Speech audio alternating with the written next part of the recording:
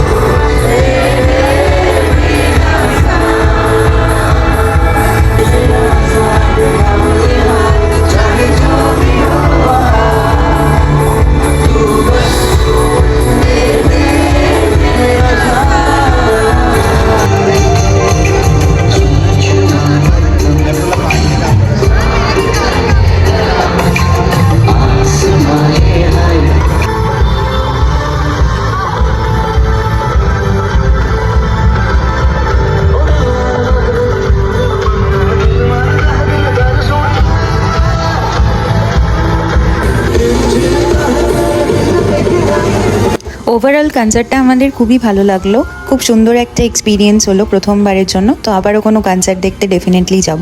তোমাদের ভিডিওটা কেমন লাগলো জানাতে কিন্তু ভুলো না।